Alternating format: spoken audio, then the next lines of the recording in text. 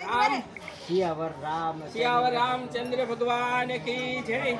એકવાર છે ને વિભીષણ, રામ, લક્ષ્મણ, હનુમાનજી, જાંબન એ આકાશ માર્ગે જતા હતા।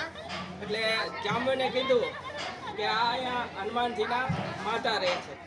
એટલે ભગવાન શ્રી રામચંદ્રજીએ કીધું કે હાલો આપણે ત્યાં એમના દર્શન કરવા જઈએ।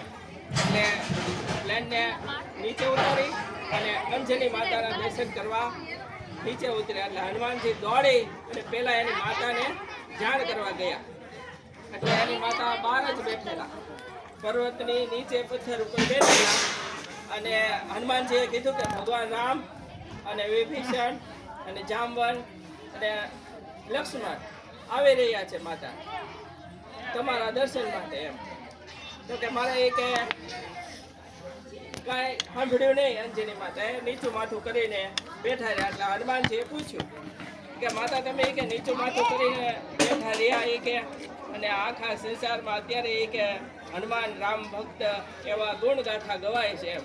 તો કે તારી ગુણગાથા ગવાય એ કે તારી ગુણગાથા ન ગવાય એ કે તું એ કે હેઠે બેઠો છો ને સીતા માતાને એ કે રાવણ લઈને વયો ગયો તોય તું કાંઈ ન કરી કે ભગવાન રામને તને જ્યારે મળ્યા પછી તે સીતા માતાને બચાવી તો પેલા તું તારી શક્તિ ક્યાં ગઈ હતી કે મારે તે માને નીચું જોવાનું કરી નાખ્યું। આ આખું થાત જ નહીં જો રાવણ આરે યુદ્ધ ન થતી કે બેટા એ કે હવે મારે કેમ રામની સામું ઊંચું માથું કરવું।